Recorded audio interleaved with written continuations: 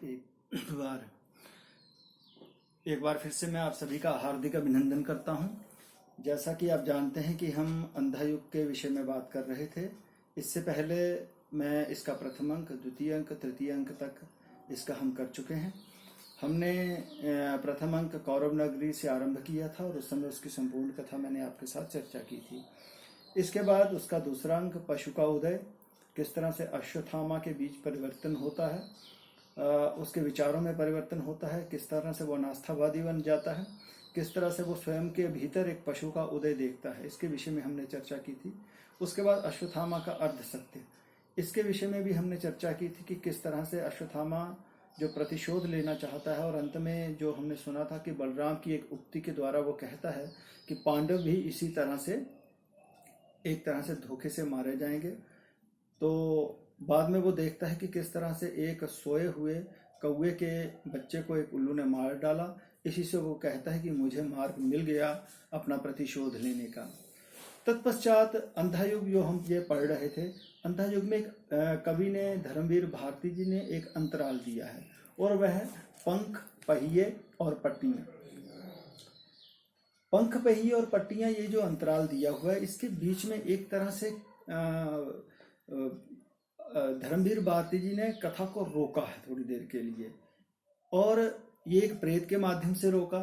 ये प्रेत कौन था? ये वही बूढ़ा ज्योतिषी था, बूढ़ा वृद्ध याचक, जो गांधारी के पास, जो धृतराष्ट्र के पास पहुंचा था दुर्योधन की जय बोलता हुआ, और उसके बाद वहां से मुद्राएं लेकर चल पड़ा था, जिसे अश्वत्थामा ने बाद में जिसका वध कर दिया था। ये वही वृद्ध याचक अब प्रेत बन चुका है, और इसी प्रेत के द्वारा लेखक ने इस कथा के प्रवाह को रोकने का प्रयास किया है। रोकने का प्रयास उसने इसलिए किया कि वह एक तरह से परिस्थिति वश, जो परिस्थितियों के कारण किस तरह से एक व्यक्ति जिस भी परिस्थिति में वो खड़ा है उसमें अपने आप को किस तरह से अनासक्त मानता है, किस तरह से अनासक्त देखता है, इस पर विचार करने की उन्होंने चेष्टा की है।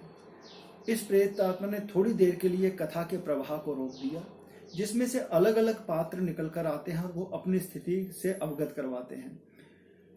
वह देखते हैं कि जिस स्थान पर वो स्वयं को खड़ा पाते थे पहले, आज वो एक तरह से निराधार बनी हुई है। इसी चीज को एक तरह से इन्होंने यहाँ पर प्रकट करने का प्रयास किया है।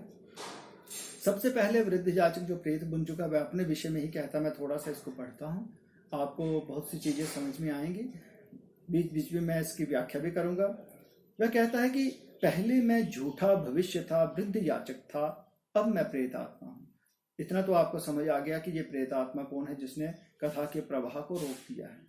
यानी वही वृद्ध याचक, बूढ़ा ज्योतिषी, जिसने भविष्यवाणी की थी कि कौरवों की जीत होगी, परंतु पांडव जीत गए, जिसे अश्वत्थामा ने फिर जिसका वध कर दिया, वही प्रेत आत्मा।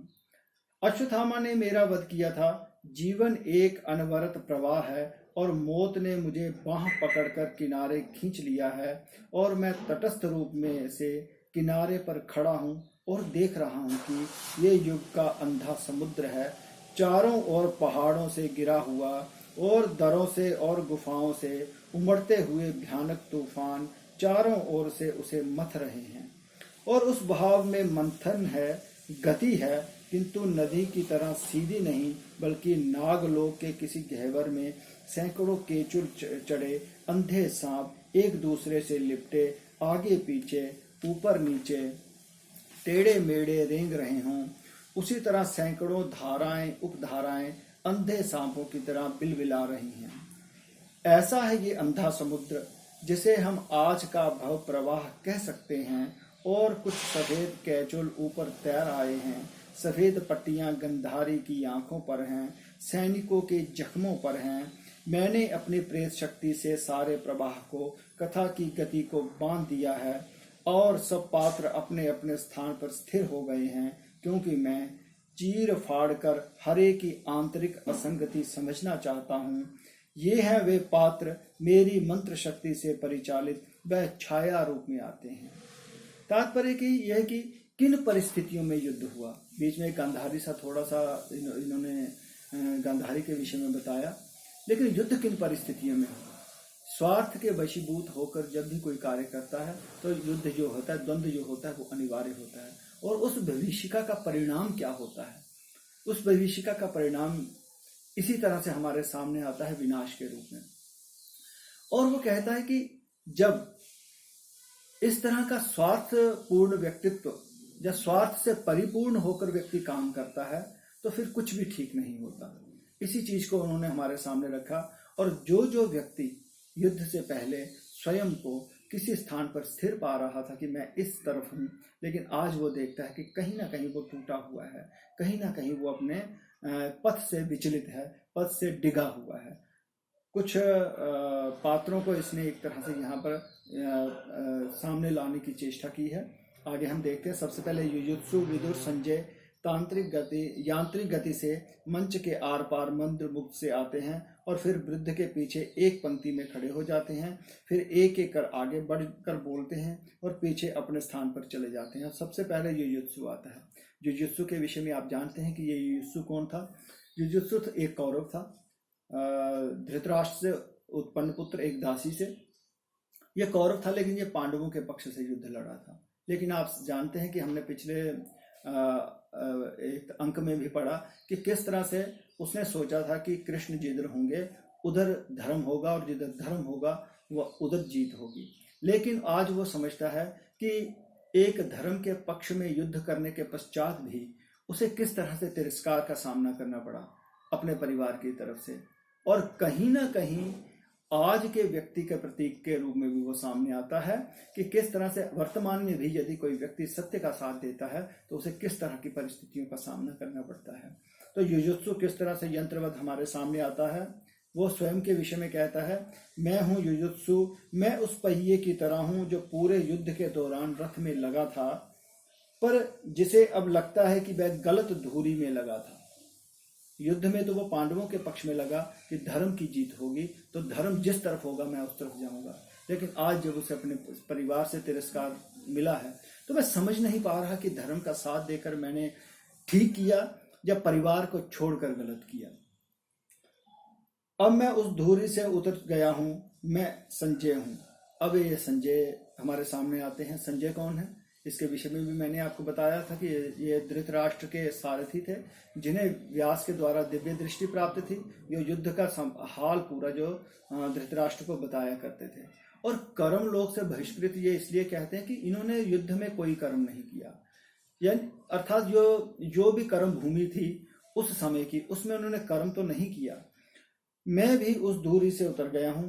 उसके पश्चात मैं संजय हूं जो कर्म लोक से बहिष्कृत है। मैं दो बड़े पहियों के बीच लगा हुआ एक छोटा निरर्थक शोभा चक्र हूं जो बड़े पहियों के साथ घूमता है, पर रथ को आगे नहीं बढ़ाता, ना धरती ही छू पाता है, और जिसके जीवन का सबसे बड़ा दुर्भाग्य ये है कि वह उस धुरी से उतर भी नहीं सकता। अर्थात धृतराष्ट्र के साथ था, कर्मलोक से बहिष्कृत था, युद्ध में इसने भाग नहीं लिया, लेकिन ये कहता है कि मैं लेकिन उसके साथ साथ चलता रहा।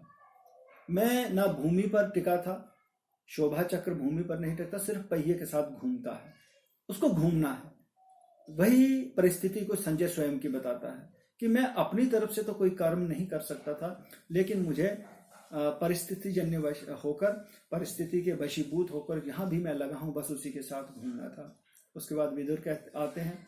विदुर आप जानते हैं कि यह भी एक दासी से उत्पन्न पुत्र थे, लेकिन ये व्यास से ही उत्पन्न पुत्र थे। कहीं ना कहीं ये धृतराष्ट्र और पांडु के भाई ही लगते थे और कृष्ण के अनुगामी थे। उसी के विषय में कहते हैं कि मैं विदुर हूं, कृष्ण का अनुगामी, भक्त और नीतिज्ञ, पर मेरी नीति साधारण स्तर की है और युग की सारी स्थितियां असाधारण हैं। नीति वहां चलती है जहां नीयत हो, जहां नीयत ना हो वहां नीति क्या करेगी।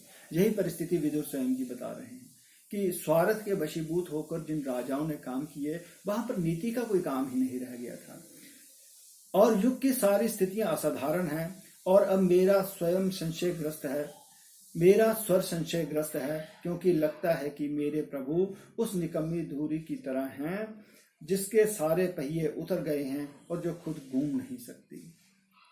नीति तभी चलती है जब नीयत सही है। धुरी से उतरे हुए हैं सभी लोग, वहां नीति क्या करेगी। इसी विवशता को एक तरह से विदुर जो है वो हमारे सम्मुख प्रस्तुत करते हैं। और कहीं ना कहीं जैसा मैंने आपको से पहले कहा कि युद्ध की विभीषिका के पश्चात जो लिखा गया एक ग्रंथ था अंधा युग, और उस समय की परिस्थितियों को उस प्राचीन ऐतिहासिक कथा के माध्यम से नवीन परिस्थितियों को बड़े बड़े अच्छे ढंग से प्रस्तुत किया गया है। पर संक्षेप पाप है और मैं पाप नहीं कर सकता, अर्थात ईश्वर पर मेरी आस्था है, उस पर मैं हट नहीं सकता। तभी अचानक निपेत्य में घंटियों की ध्वनि और मोर पंख उड़ता हुआ स्टेज पर गिरता है। वृद्ध उसे उठा लेता है। मोर पंख एक तरह से कृष्ण का प्रतीक है। ये क्या, मोर पंख गांधारी को आश्वासन देकर हस्तिनापुर से लौटते हुए कृष्ण के किरीट से लगता है ये पंख गिर पड़ा है। एक तरह से उसे बताना था कि कृष्ण जो है गांधारी को सांत्वना देकर वापस आ गए हैं।